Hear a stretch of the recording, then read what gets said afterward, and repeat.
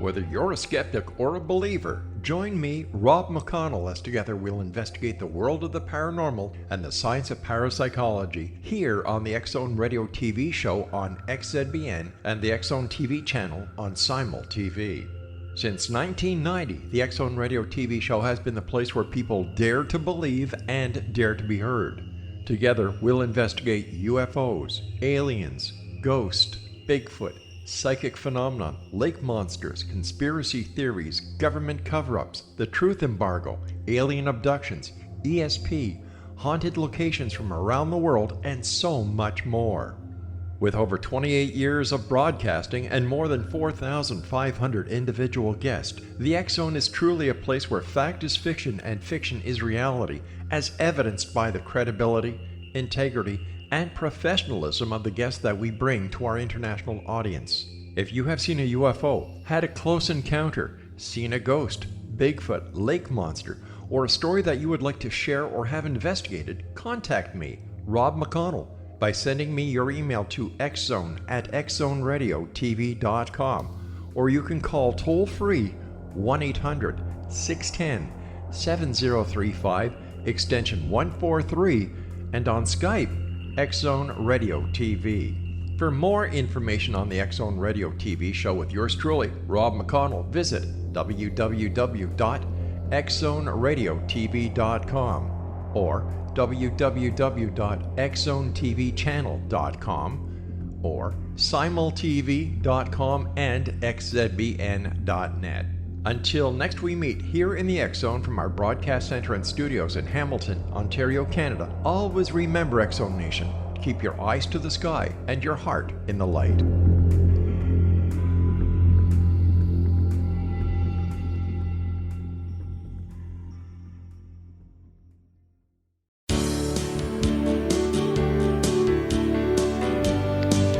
Hi everybody, welcome to Heart Radio with Dan and Ann.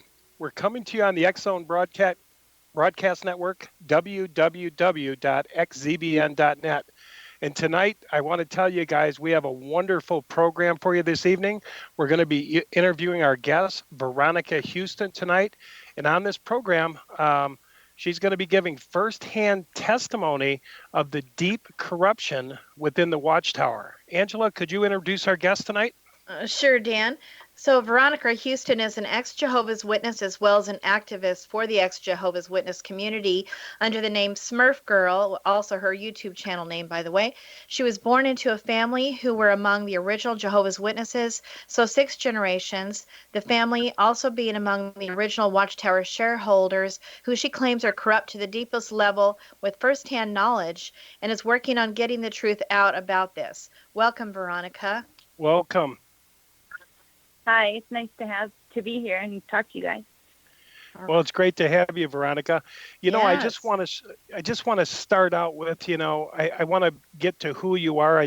I want to tell everybody tonight, this is a real serious show for me. I think you should hold on to your hat. We're going to get a rare view inside the Watchtower, probably that most people have never seen.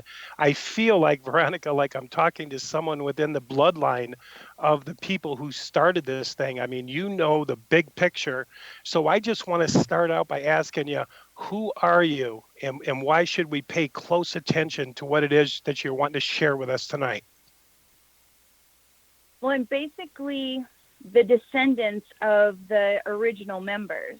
Like, I'm from a 6th-generation Jehovah's Witness family, or International Bible Student family, to be more specific, of the, pre-1914 generation, where my great-great-grandfather was school friends with Charles Taze Russell. And so being school friends and then being family friends, and they were both from wealthy families. And so when, Charles Taze Russell was beginning Watchtower, he had the majority of the first members to join were investors and friends that he, handpicked, that he felt were deemed worthy enough to be of the anointed and to be in that elite group of the 144,000. And so, the Watchtower secrets get passed down from those original families. We were called first families, and we were treated as, as special, being from the, faithful and discreet slave class, the generation that would never pass away. And I never realized how different I was treated as a Jehovah's Witness. I thought everybody kind of was treated that way, or everybody was in the organization that long, and I didn't realize how many different things that I knew that other people didn't. Not until even 2 years ago. And I went on YouTube and I realized how in the dark the great crowd is, because I never really hung around the great crowd. I just never did. You only stick with those original families. And we were the ones also that go to the annual meeting and that sort of thing. Yep, and just for a little clarity, the great crowd are the ones that are going to live on the earth. They're going to remain on the earth. And the anointed are those who are going to heaven, right? There's two classes. There's a heavenly and an earthly, right? Exactly. Yeah, the great crowd were basically going to be our earthly subjects. That's the way it's worded in Watchtower. And I don't think the great crowd really realized how when we say that, you will be our earthly subjects and we are going to be kings in heaven, co-ruling as equals with Christ, how literal we mean that. We mean it. But they teach the members to speak very benignly when they repeat those things from Watchtower, so that they don't realize how serious we are about that. What kind of special treatment would you say you guys got when you say that? Was this like your grandparents, or was this your family? You say maybe up to a couple years ago you were getting some type of different. Was your family part of the anointed class or the earthly class? They were very deceptive with that, because they, after 1935, when everyone wasn't of the anointed anymore, they would skip a generation or sometimes 2 generations, so that that the people, the regular members of the great crowd wouldn't catch on what was going on with the original families, because they said how the generations overlap so much that we need to kind of, skip a couple generations, or, so that not every firstborn from every single generation was of the anointed. But they did see themselves as anointed. They just wouldn't do it publicly. But so it's funny to hear them talk about the overlapping generation, because way back in the day, it meant something completely different. What's interesting is it sounds like you were in for different reasons. Like when I was in, it was the truth. God's name was Jehovah. This was the organization different from everyone in the world. We knew God's name and nobody else did. And, but it seems like you were aware of a bigger picture. Like for some reason you came out to share with us the big picture. And then that's what I guess I'm wondering, like you were in for like a different reason. Am I wrong? Did you ever think it was the truth? No, that's exactly right. No, I thought it was just crazy ramblings of my great-great-grandfather and great-grandfather and all the generations, because there are certain secrets that are passed down throughout the generations, because we were the ones that were entrusted to write the articles, or the ones entrusted to work at the service desk, where you were completely aware of all the mistakes and all the things, but the reason why we were willing to cover for it is because it was the mistakes of our descendants. And we viewed ourselves as Watchtower, where you were just, when you also had a financial gain for it, being shareholders, where there are private shares that are owned, that the original families own.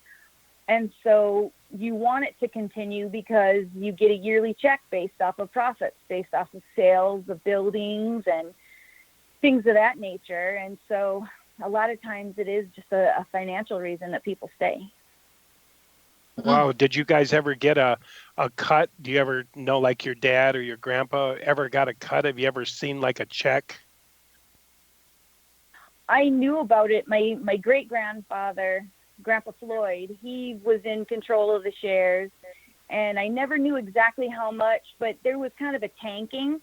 When I was aware of it in the early 80s, there was kind of a tanking after the whole 75, and there was some of the shareholders actually sold their shares. And then after great-grandpa died, then my Uncle Robert got a hold of the shares. So I'm not sure what happened, what's going on with that, because then there was kind of a rift in the family. And I'm glad that the rift happened, because if I would have gotten hold of the shares, I don't know if depending on how big that check is, you never know if you're willing to talk or not.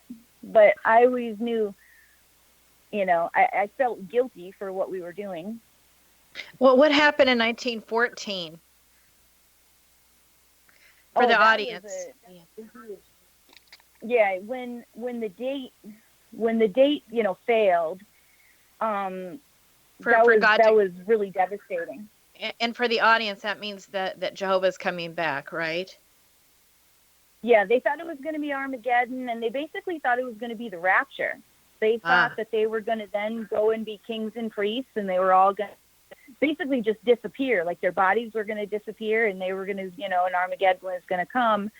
And so when it didn't happen, of course, they had certain fail safes in place. They had the photo drama of creation already set to go to take focus off of the huge great disappointment, like 1844 with the Adventists. They knew this is going to be, a huge disappointment to everybody. So we have to, take focus off of that. And of course, the money that they invested, my great-grandfather and great-great-grandfather had invested in the photo drama of creation. And basically they had kind of all lost faith in it. But and 75% of the members left. And don't forget, we're our audience is not necessarily Jehovah's Witnesses, for sure. So they don't know about that movie that was made. So for the audience's sake, a movie was made for a cover-up should that date go by and it doesn't really become the end of the world, if you will. And so they made a plan with a movie that was 8 hours long so that everybody would buy into what they had planned next, just to keep from losing members. Is that about right? That's exactly true. And they didn't realize exactly how many members were going to walk away, because they were all friends and they were all wealthy and influential businessmen. And so, Charles Taze Russell was extremely disappointed that so many people left. But the major investors, including my great-great-grandfather, stayed. And they're like, well, how are we going to pick up the pieces? How can we recoup our money? We had, the equivalent of the shares that they sold was about $50 million in our days, money. And so they had invested a lot. And so they bought the shares from the people who left, and they're like, you know what, we can't be as exclusive anymore. We can't just be this little 144,000 group. Maybe because they would sell subscriptions to Watchtower. That's how they made their money. They would sell these books, like a religious encyclopedia called the Studies in the Scriptures, and that's how they made their money. And they thought, well, maybe we'll include our subscribers as members, and we'll include other people, but we need to keep them in two different classes because we're exclusive and we're the ones who know what's going on. And so they had like more of a general membership, but they wanted to distinguish between a general member and the exclusive members. And so that's how the Anointed and the Great Crowd, came about.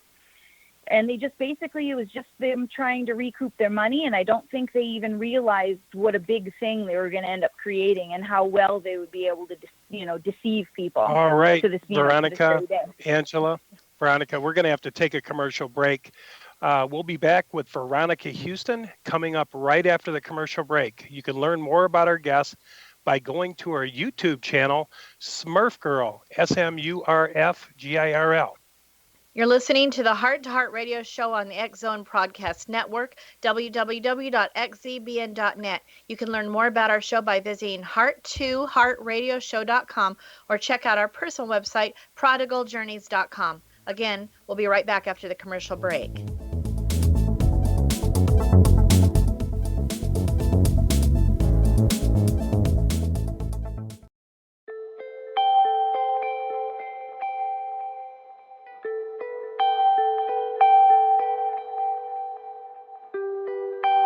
It's hard to listen to the news without realizing we're living in volatile, unprecedented times.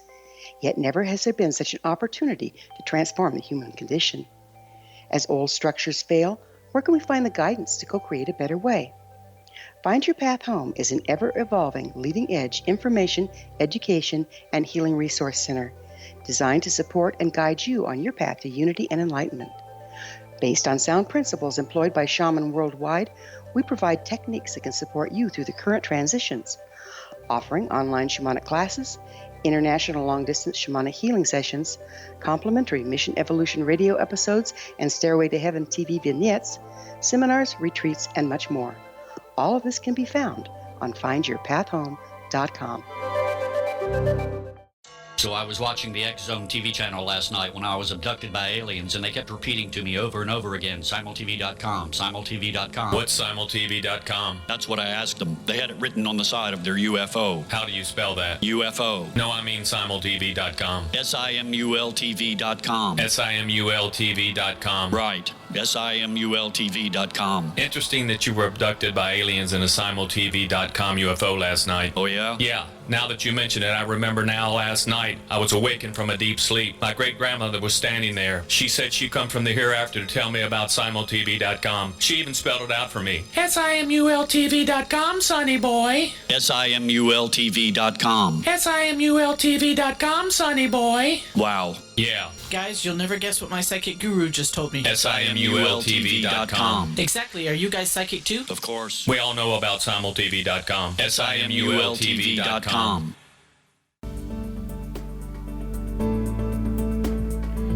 All right, we're back. Tonight, our guest is also the co-host of the show, Veronica Houston. Our topic tonight is firsthand testimony, deep corruption of the Watchtower. You can contact Veronica by going to her YouTube channel, Smurf Girl. And Veronica, if you just want to continue on where you left off, I think you were talking about shareholders and, these shares and that sort of thing. Yeah, the one thing that I really want to let, regular Jehovah's Witness members know is that back in the day, before 1914, that the whole idea of being on the earth and being left behind, when the anointed were taken to heaven and being raptured, if you were left behind on the earth, we called that a penalty and a punishment. That was not a rich reward. It was only after 1914 when Rutherford very cleverly started to spin something that was actually a punishment called restitution because you weren't faithful enough to go to heaven. And he spun the end result of paradise, that 1,000 years of basically torture, of having to suffer through the Great Tribulation and suffer through, Armageddon, was actually seen as a bad thing. You were a foolish virgin to have the door to heaven shut on you. And they don't realize that they have been sold something that is actually hell on earth. And they think it's great. And it's not. Yes, and you know something? I'm going to say this.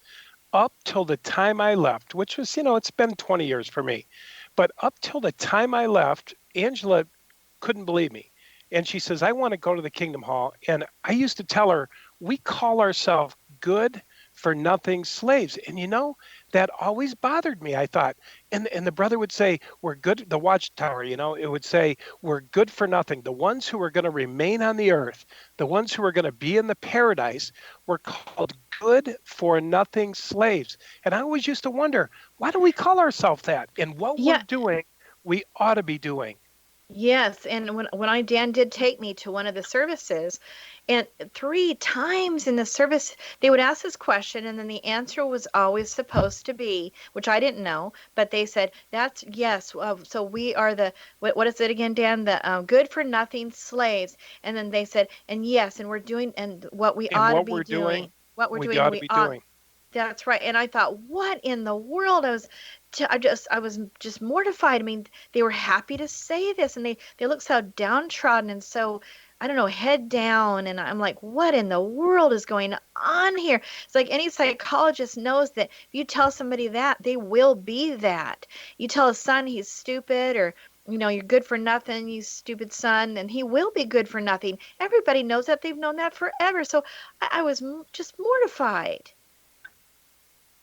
Yeah, Yes. I mean, it says in Watchtower very clearly that the great crowd is only there to assist the anointed. That's all they're good for, is just to distribute the literature and to get them to heaven. And it actually got so corrupt over the years, where all they, I forget my whole reason, what I was going to say.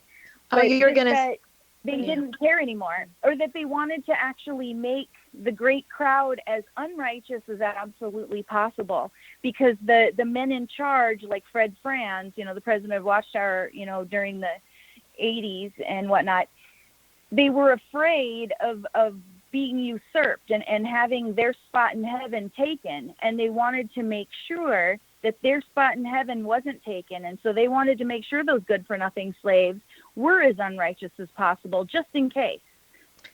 And then they would go through the 1,000-year not tribulation, but the 1,000-year reign of Christ on earth, and then maybe they might have a chance to get it right in that 1,000 years. Isn't that what you said? Right? Exactly. Yeah. Yeah. Well, I always wondered, why Satan was going to be let loose again. It's like, okay, we just came through a tribulation. We just came through. I know it was to test, supposedly, the retest us. But what was interesting was that we just went through hell on earth.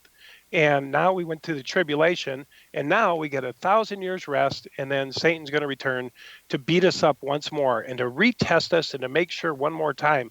This sounds like mental abuse to me, I agree.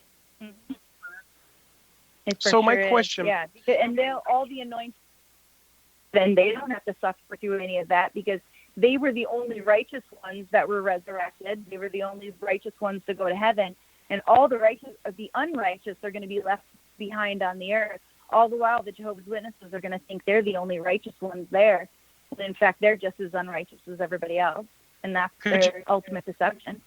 Could you imagine if the people in the Kingdom Hall knew that they were throwaways, know that they were crutches, know that they were, just people to hold up these so-called anointed that call themselves anointed? I don't know why they're more anointed than the people in the hall. You know what I mean? They only drink the wine.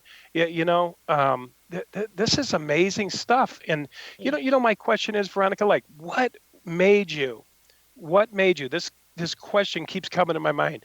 What made you finally say, I got to get this out? I got to say something about this. Why didn't you just walk away? After I started watching people's YouTube videos and seeing how corrupt everything was, and being in just a regular Kingdom Hall, because I was in a Kingdom Hall where there were a lot of anointed and a lot of the first families in it, and I started to visit some of just the regular Kingdom Halls, and I saw how they were just abused. They weren't treated the exact same way as the ones who were of the anointed, and it just hurt, and I just couldn't let it go, and I knew I was going to be scared for my life.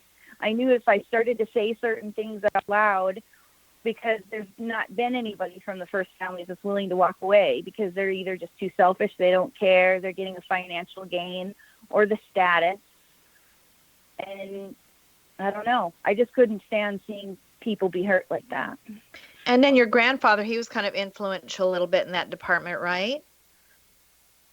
Yeah, he hated Fred Franz. Yeah, the president of Watchtower, he did not like it when he became president, and so then he started to go apostate, and he did it very quietly. When Raymond Franz left, Fred Franz's nephew, when he got kicked off of the governing body, he saw how people were treated if they started to speak up against Watchtower, and so he was clever enough to know somebody who is on the right side of things needs to stay behind and not leave, to make sure that the secrets of Watchtower get out. And so he would just tell me as much as he possibly could, and he's always told me, just wait and bide your time, and try and wake up the rest of the family. And I tried to, I really, really tried to wake up the rest of my family, and they weren't willing. They all had their own selfish reasons for it. And so it's like, well, fine, and I had to give up my inheritance. I had to give up everything. And then my mom died because of the blood policy, and my grandmother died because of the no blood transfusion policy. And it's like, okay, I've got nothing else to stay behind for. My dad was an abuser, and so I'm like, okay, now I can't wait any longer. The only ones that I really cared about were dead. And so it's like, now I needed to get me and my daughter out and hide. and then slowly start to talk. So it's Ray Franz. He wrote Crisis of Conscience. I think a lot of people know that book. So is Fred Franz his son, or I don't get the His Fred uncle. Franz. Ah. Yeah, he was his uncle, and that's kind of a public display of how the first families go, where Fred was the uncle and he was of the anointed, then his nephews then declared to be of the anointed, and that was kind of because Fred didn't have any kids. And so it's usually the firstborn or the first fruit that then declares publicly of being of the anointed.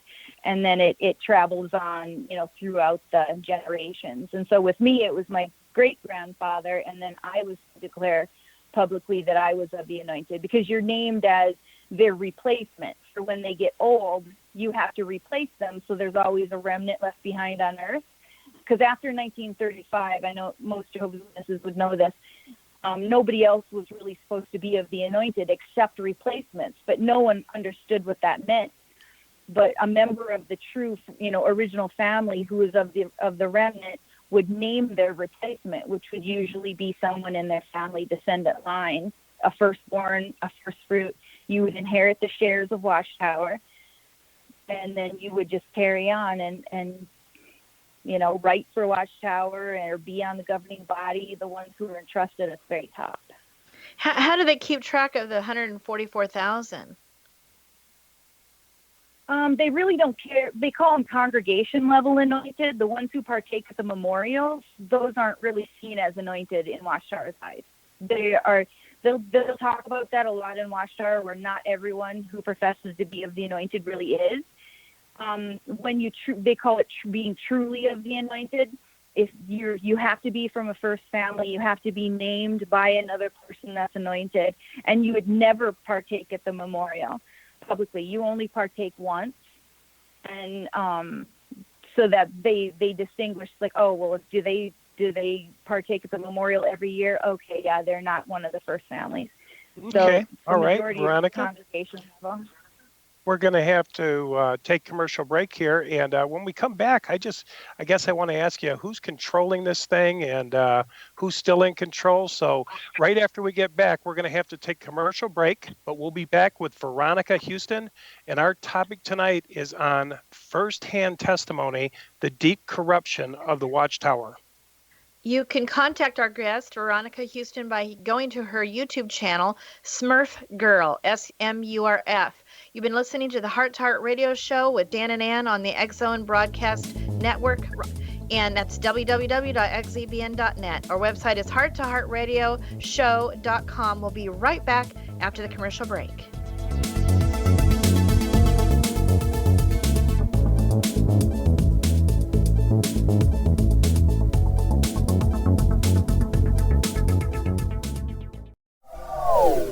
They are here, and they've been here for thousands of years, making their presence known in the shadows. They might be seen by a lonely motorist on a deserted road late at night, or by a frightened and confused husband in the bedroom he is sharing with his wife. But who are they? What do they want? Why are they here? Perhaps most concerning, has the government been aware of their presence all along? The new book by L.A. Marzulli, UFO Disclosure, the 70-year cover-up exposed, delves into the world of UFOs. Can full disclosure be soon?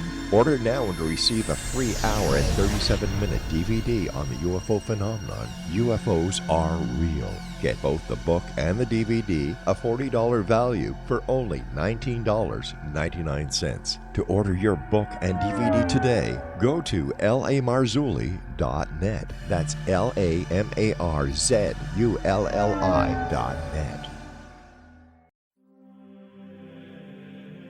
Rob McConnell here, presenting an overview for Nicholas Paul Jennings, author of a fascinating book, Amen. It presents facts revealed by Egyptologists, facts that enable us to understand why Amen is the beginning of creation of God. It provides recommendations for religious leaders of the major religions to unify their beliefs and teach the Word of God. Love one another. Amen informs people how mankind conceived God. It was the Egyptians that developed the concepts of a soul, a hereafter, and Son of God. And finally, after the worship of many gods, They conceived the belief in one universal God, the maker of all there is. For more information, visit www.futureofgodamen.com. That's www.futureofgodamen.com. You have heard of the X-Zone? Now watch it on Simul TV, plus 500 video games, live TV channels, free video on demand, worldwide, and more. Does this sound like tomorrow's television? Well, it is, but you can have it today, right now. It is Simul TV. Simul TV offers what the others only wish they could provide. 15 exclusive channels like X-Zone, Sci-Fi, and Horror. We are worldwide. No other provider offers that. 500 built-in video games. No need to have an extra expensive system. We have them included. Free video on demand. Live streaming events from around the world. Interactive online network, and much more. Tomorrow's TV today. Simul TV. Sound too good to be true? Well, it's not. You can have Simul TV today. Sign up at simultv.com. Do it today.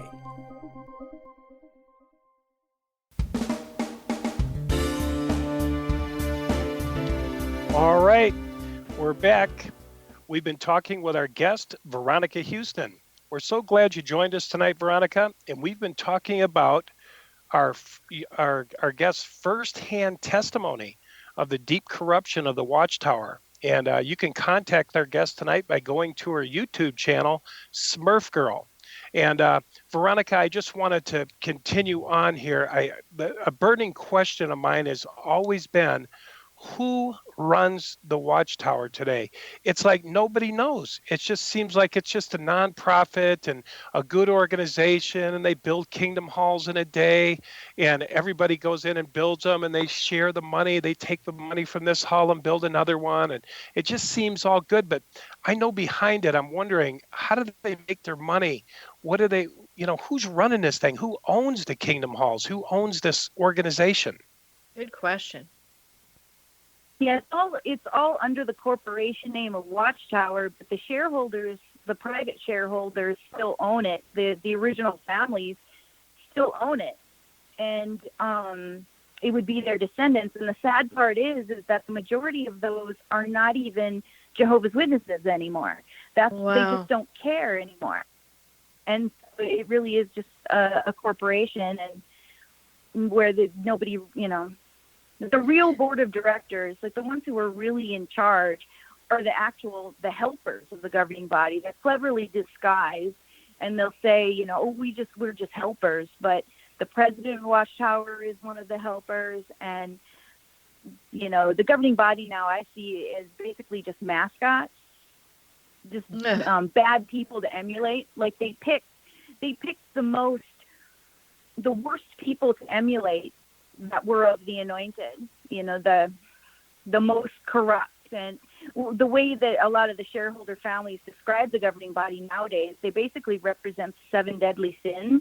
And it's just kind of a joke, where I heard a couple of them say, yeah, I wonder if we put Stephen Lett out there and people will start emulating. I wonder if people will emulate his facial tics on the platform because they emulate these men, or will they get homophobic like Tony Morris, where they just think it's a joke. And it's like, this isn't a joke.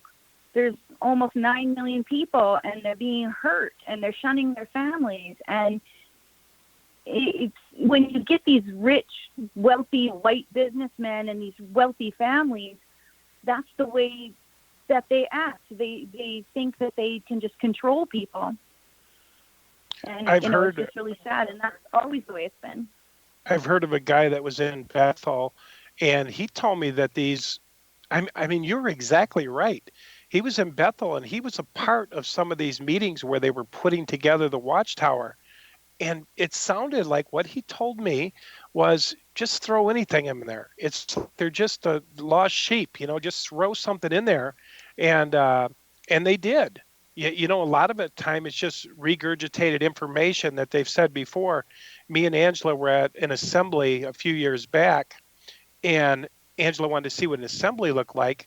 And when we were there, it was the same drama as I saw in Houston 20 years earlier.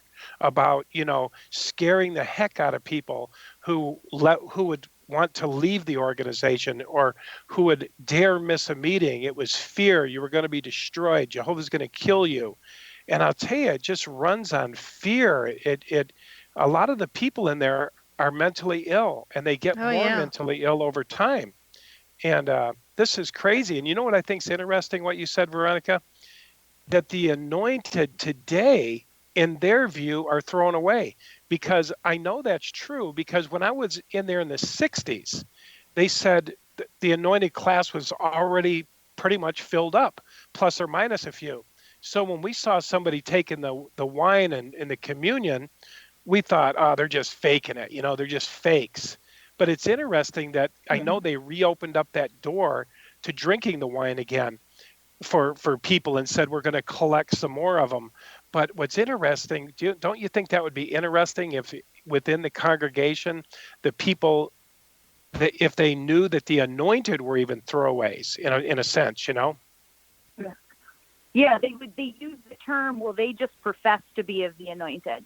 If any and members of the anointed in the congregations will even say, oh yes, I've been professing to be of the anointed, for 20 years. It's like, do you realize when you say you profess to be of the anointed, that's a derogatory term that the ones who are from the first family started to use, where even they don't realize the words they're using are derogatory, like good for nothing slave and things like that. You're going to be our earthly subjects.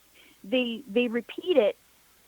But we taught them to use a very benign voice to read the articles. Even when they read it in their head, they'll read these derogatory things about themselves, and they just hear it very robotic, and they don't understand what they're actually saying. And that's what I want to try and do, is connect the dots and read the words how they were meant to be said. And what you're saying about having the words just regurgitated, ever since Russell died, that's exactly what's been happening. Because my dad was a researcher in the writing department, and my mom would write articles, and the majority of the time they called it reworking an old article, and they'd put a couple new ones in every once in a while, but the majority of the time they just kind of reword it a little bit, switch a few things. When they say, oh, we need to clarify something, that's a reworked article. That is an old article where they're like, oh yeah, let's change this a little bit. The viewpoint's a little different. That's just an old article that's from way back in Russell's day. Man, oh man. I was in there. I was in the generation prophecy, which was based out of Matthew. This generation will by no means fall away to earthquakes, nation rise against nation, kingdom against kingdom, earthquakes. And they said that the same time we saw earthquakes and famines and that we'd also see the Great Tribulation. So they pushed and pushed and pushed and pushed until the late 80s, where when you count from 1940, 70 or 80 years, a generation, to the 1980s, early 90s, when the 90s started to come about, late 80s, the Watchtower started to regurgitate the generation prophecy. And what I found interesting was I was a serious Bible student. And I said to myself, what in the hell are they doing? What are they doing? What do they mean that the generation isn't a generation as we know it? A generation is a this and a that. And then I think at the same time, they said, well, the anointed aren't going to lead us into the new system. It's going to be the elders now. And they started changing. And then my brother got the big head, I'm going to be the one, leading people in through the tribulation. And I was like, I'm done. I believed in this generation. I read the Revelation book 2-3 times. They were promoting. And when it passed, I thought 5 million people were coming with me. And I was the only one. And they looked at me with these dumb eyes. Where are you going? We have the truth. Where are you going? You don't have no truth here. And so, I mean, they don't care. They don't even apologize. The Watchtower does not apologize to anybody. It's been prophesying since the 1800s, every single year, all the way through. They never say we made a mistake. They say the light got brighter. So, I've got a question. Yeah, go ahead. Go ahead. Oh, they know they're on borrowed time. Ever since 1914, they knew they were on borrowed time. Like even 75 was just a membership drive. It was kind of staggering a little bit, and it's like, well, let's try it again. We haven't done it in a while. Let's see. They knew it was going to fail. They knew.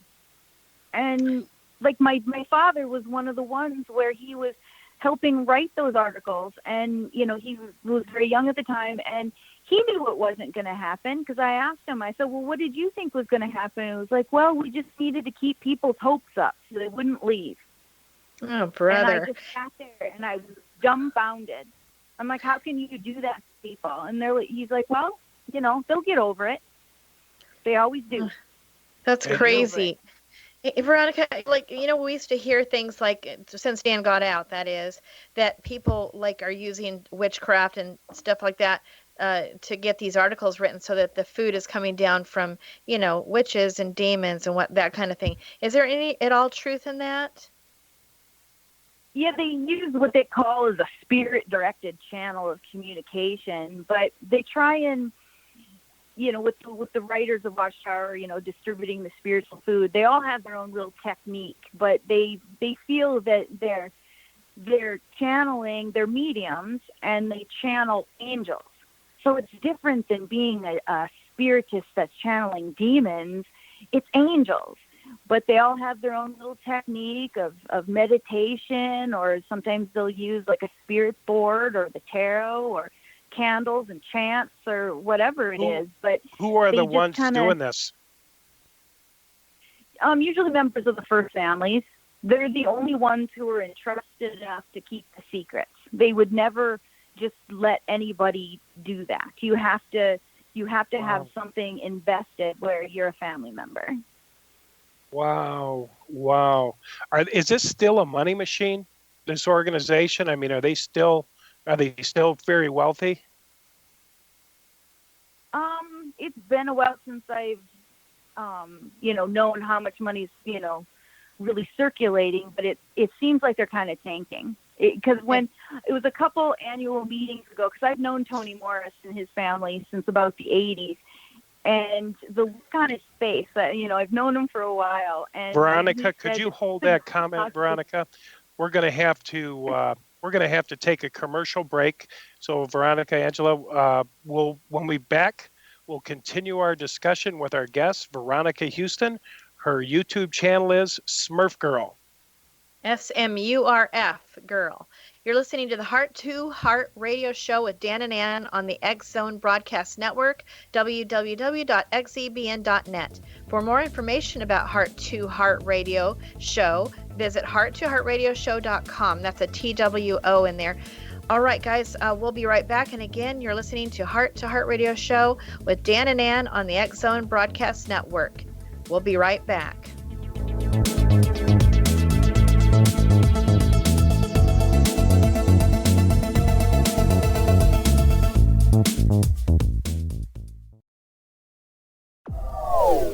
They are here, and they've been here for thousands of years, making their presence known in the shadows. They might be seen by a lonely motorist on a deserted road late at night, or by a frightened and confused husband in the bedroom he is sharing with his wife. But who are they? What do they want? Why are they here? Perhaps most concerning, has the government been aware of their presence all along? The new book by L.A. Marzulli, UFO Disclosure, the 70-year cover-up exposed, delves into the world of UFOs. Can full disclosure be soon? Order now and receive a free hour and 37-minute DVD on the UFO phenomenon. UFOs are real. Get both the book and the DVD, a $40 value, for only $19.99. To order your book and DVD today, go to lamarzulli.net. That's LAMARZULLI.net.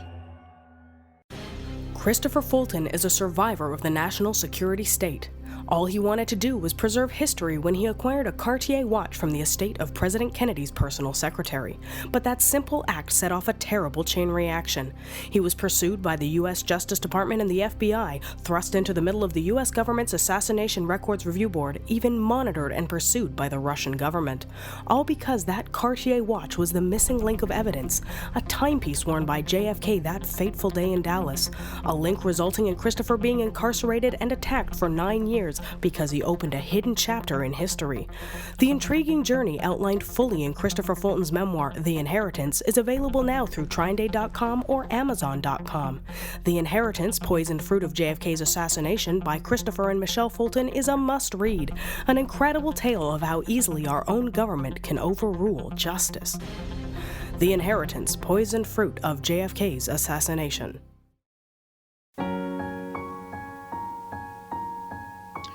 All right, we're back. You're listening to Heart Radio Show with Dan and Ann. And our guest this hour is Veronica Houston. And you can contact her by going to her YouTube channel, which is Smurf Girl. SMURFGIRL, Smurf Girl. And we're talking with Veronica, who is sharing her firsthand testimony on the deep corruption within the Watchtower. And Veronica, I'm just so glad you've come on. You've honestly, what you're saying is freed me. I got to tell you, I spent 40 years. I was starting to get mentally ill in there. And the reason I was getting mentally ill, I'll tell you why, and I'll tell you why you've released me from that. Because I couldn't do enough. I couldn't pass out enough watchtowers. If I passed out 20, they would tell me, you should have passed out 30. How many hours did you get in? Did you give Jehovah your best? You could have pioneered this month. Did you pioneer? It had 5 weeks. Dan, you should have commented in your own words. Sexual things that were very basic to most people, going through the bloom of the youth, where you've totally felt dirty. You felt like you were like a prostitute. Yeah, I mean, they constantly brought out the scriptures. If you even look at a woman to have a passion, Jesus said you've already done it.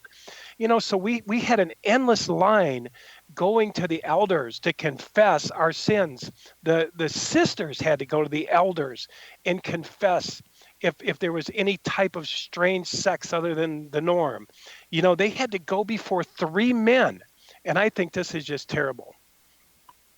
I agree. And unfortunately, the reason why everyone is kind of like an obsessive compulsive mental disease, and it really is because of Fred Franz. He was very obsessive compulsive. He was very neurotic about medical procedures and anything to do with doctors. And it's amazing he lived to 99 years old. And, he was never married. He was probably a virgin the day he died. And he was just very weird in the head about sex. And he made everyone who listened to every word he said, and they all became a bunch of Fred Franzes. And if people knew how neurotic and crazy he was, I mean, just look at the members. Look what you went through. That's what he was going through, and that's what he made everybody be. Well, Veronica, I just think it's one thing that I really would like to see. I don't know how they do it through the court system, but to see to it that the Watchtower is forbidden or under penalty of law to allow these elders to ask these questions that go on for, I've heard it, I'm telling you, so crazy many times. It goes on for 4 hours where they have to regurgitate it every which way, backwards, forwards, crisscross, inside out, until they just want to throw up. And I say it's traumatizing these people. Their sin is embedded into them. The guilt is unbelievable. And I think that it's a crime, and I think that it needs to stop. And I'd like to see them forbidden from ever doing that ever again. And apparently their rule books say that they're supposed to do it like that, so they're only doing what they're taught to do, but it is so sick. Yeah. Well, the only reason why the great crowd have to confess their sins to the elders is because they haven't accepted Christ's ransom by partaking at the memorial. If they partook at the memorial, they would have their sins forgiven, because of all the anointed. It says we're viewed as sinless. We've had our sins forgiven. The only reason why you need to confess to the elders is because you haven't. And if they just made the connection, if they just realized, everything would be that much easier, and they'd be freed. What's weird, Veronica, is the Watchtower seems like, when I first come in there, they talk a little bit about the paradise. When they come to your door, they say, the earth's going to be a paradise real soon. We're real close. And I think people get excited about that. because, people go through a lot on earth here. They get divorced, they lose jobs, they lose kids. There's a lot of things that happen. So the witnesses circulate around. And when they come to your door, they say, look, it's going to be all over. God's original purpose was to make the earth a paradise. And it's the same purpose today. And you go, wow, that sounds so good. They say, yeah, look here, nation rise against nation, kingdom against kingdom. Wouldn't you say we're living in that time? And you go, yes. Well, did you know God had a name, Jehovah? Yeah, come on in. And you go, wow, I didn't know. Well, now you can have a personal relationship with him. And when you come in, all you hear after that is don't make a mistake. Don't ever leave. Don't ever think about leaving. Don't ever miss the meetings, because this is your contact. Read only our literature. Do not read any other Christian literature. Get rid of all the crosses out of your house. Get rid of everything that you have that's worldly. Come inside. Stay out of the world. Get out of her, my people. All the churches, get out of them. And they don't go to weddings. They don't go to funerals that are held in churches. They completely do that. But what I want to say is, this is like a slow deterioration of yourself, because, like you said, your first invitation into the hall is everybody's running up to you and welcoming you into the family. You're all talking about the end. That's all you ever talk about. But I just want to say, once you're in there, it's the fear. It's a fear-based, shame-based. And I almost lost my life in there. I was almost shamed to death, and there's no reason for it. No. Well, this is one thing you mentioned that is not even a Watchtower teaching, is that God's going to make the world a paradise. In reality, in Watchtower teaching is that Jehovah's Witnesses are going to have to build the earth into a paradise. They're going to have to clean up the mess, clean up the dead bodies, and replant the earth and do it themselves. Because the anointed feel it, because they're unrighteous, they're going to have to do it for God. God's not going to do it for them. They're going to have to do it, because it will be hell on earth. It's going to be a disaster. And that's their way of repentance for being so unrighteous, that they have to do the work themselves. And maybe after 1,000 years, they'll grow to perfection, and maybe they'll make it if they do it good enough. And that's the catch. That's the clause that most Jehovah's Witnesses don't even realize what they're signing up for. God's not going to do it for them. One of the scriptures that I used to read over and over is seek righteousness, seek meekness, and you might be concealed. Might be concealed. And like you said, there are no guarantees. Yeah, it's beyond crazy. And they don't even. And they're hoping for a hope that's not even going to happen anyway. Like, they're just going to be sitting there and waiting. Like, it's not. I personally don't believe in the whole Armageddon thing, and so it's like not one Jehovah's Witness has ever gotten their reward, but they think every anointed member's gone straight to heaven, but they're still in the ground waiting. They've never gotten what they've been promised, not one of them, and they keep waiting. And they've sure deluded themselves, that's for sure. Yeah, you know what bothers me? Here's what bothers me. I've watched a lot of witnesses die, and they are angry. They are angry. My grandfather was angry. He was a great witness all the way till he died, and he was upset when he died, and the family covered over. They said, oh, he just had a nervous breakdown. No, he was pissed. It didn't happen in the generation. It didn't happen in 75. It didn't happen. So here he was laying on his deathbed. He gave every bit of his might to passing out watchtowers and awakes and literature that's outdated a month after it's printed, 2 months after it's printed. Where is the Revelation book? Where is the Paradise book? Where is the Truth book? Where is all of this stuff? It's in the garbage. And they say this is Jehovah giving them light and giving them enlightenment, and we can't hardly wait for the new light. If people don't think there's an indoctrination going on in this Watchtower, they're crazy. I mean, it shows the power of the indoctrination, because they're still blindly following, although they have evidence, they have the internet, they have all of this evidence to the 1800s to show the insanity, but they refuse to look at it. Isn't that powerful? Yes. Yeah. Well, it's people like my family that they know that the members who finally figure out the real truth, that it's a lie, it's on their deathbed. And so by the time they figure it out, they're dead and they can't warn the next generation. They can't, they're not there. And so they know that they've got them trapped. You know what's weird, Veronica? You know, when I talk to witnesses who come to my door, I don't tell them I'm a witness, but when I talk to them, I say, do you guys know about the disgusting thing standing in a holy place? Do you know about the generation? They don't know nothing. They like, what are you talking about? Do you know about this book and that book? No. And I tried to get an old Revelation book, and they said, why do you want one? They said, we have a new one. I said, well, I want the old one. Why do you want an old one? Well, I'm doing some research. Well, that one's outdated. And so it's amazing. It's amazing. You know what my hope is for the Watchtower? I have a hope for them, that they turn around.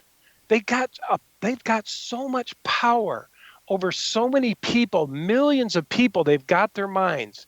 And it could be used for good if they told those people who they are, that they were made in God's image, that they were here to flourish and blossom in a beautiful way, unique to everybody else, that God was inside them and trying to unfold in them in some beautiful, magnificent, unique way, just like a fingerprint, different from everybody else. And it would be an illumination of God himself through you.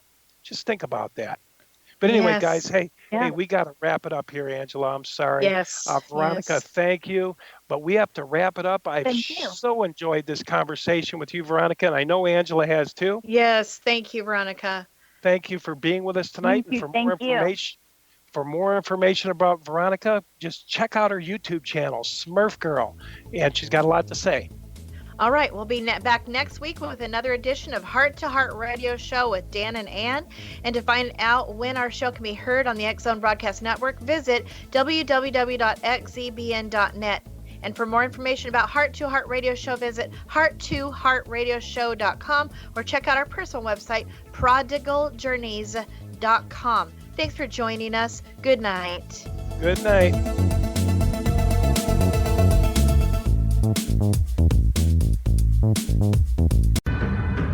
If you are looking for a safe, zero-calorie natural option to the harmful artificial sweeteners on the market today, Just Like Sugar is what you're looking for. Just Like Sugar is a wonderful natural alternative for those health-conscious people who choose a calorie-restricted diet with a great, pure, sweet flavor that tastes just like sugar. Just Like Sugar is a great natural option for people suffering from diabetes and may be useful in restricted diet programs where standard sugars are not allowed and does not cause a laxative effect of some other sweeteners.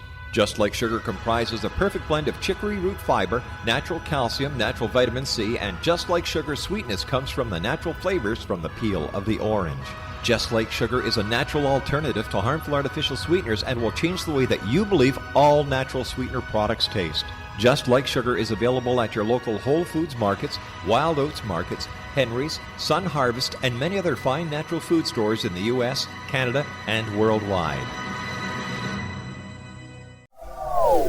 They are here, and they've been here for thousands of years, making their presence known in the shadows. They might be seen by a lonely motorist on a deserted road late at night, or by a frightened and confused husband in the bedroom he is sharing with his wife. But who are they? What do they want? Why are they here? Perhaps most concerning, has the government been aware of their presence all along?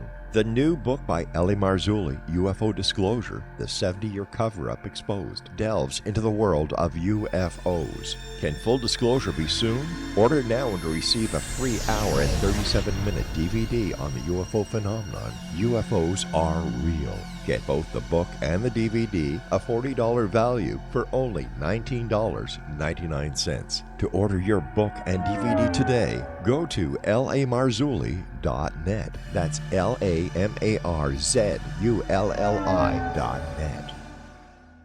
You have heard of the X-Zone? Now watch it on Simul TV, plus 500 video games, live TV channels, free video on demand, worldwide, and more. Does this sound like tomorrow's television? Well, it is, but you can have it today, right now. It is Simul TV. Simul TV offers what the others only wish they could provide. 15 exclusive channels like X-Zone, sci-fi, and horror. We are worldwide. No other provider offers that. 500 built-in video games. No need to have an extra expensive system. We have them included. Free video on demand, live streaming events from around the world, interactive online network, and much more. Tomorrow's TV today. Simul TV. Sound too good to be true? Well, it's not. You can have Simul TV today. Sign up at simultv.com. Do it today.